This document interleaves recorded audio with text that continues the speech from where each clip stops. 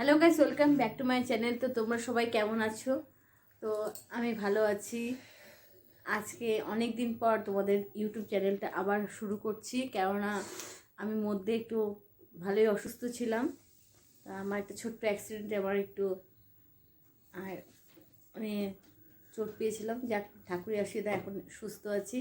আমার ছোট ছেলে বড় ছেলে ওখানে বসে আছে, ওদের পরীক্ষা শেষ, ফাইনাল পরীক্ষা। বড় ছেলের মধ্যে 10-এ উঠবে আর ছোটো ছেলে 2-তে উঠবে। এই যে 22 ডিসেম্বরের রেজাল্ট, আর ছোটোটা 23-তে রেজাল্ট।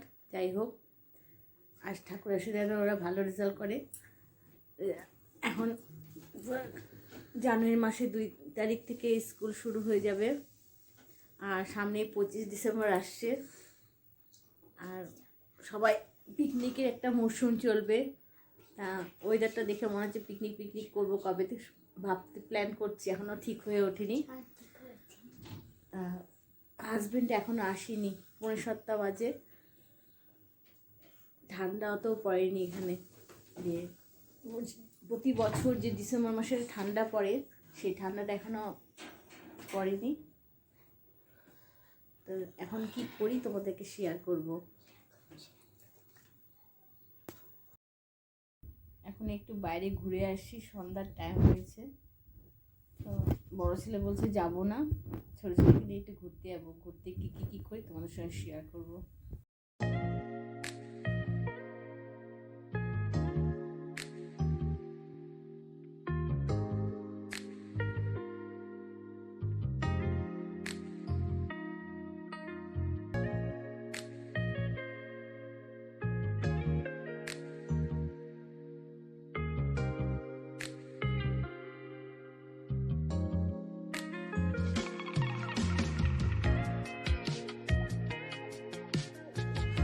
পুরনো পর্দা ছিল, সেটাকে সমান করে কেচে দিয়ে কাটলাম। আমি ঘুরে এসে কাজটা শুরু করলাম রাস্তা থেকে।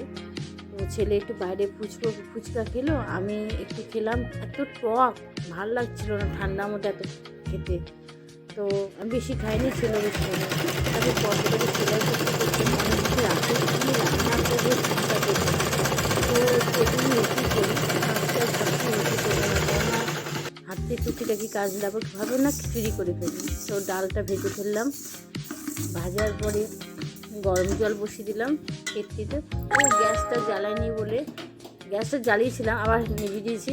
তো ছেলে বলছে, মা গ্যাস নিভিয়ে তুমি রান্না করছো, কিন্তু গ্যাসটা জ্বালিয়েছিলাম, পটকে নিভিয়ে দিয়েছি। ওইটা নিয়ে হাসাহাসি হলো ছেলের সঙ্গে, তো একটু মজা হয়ে গেল।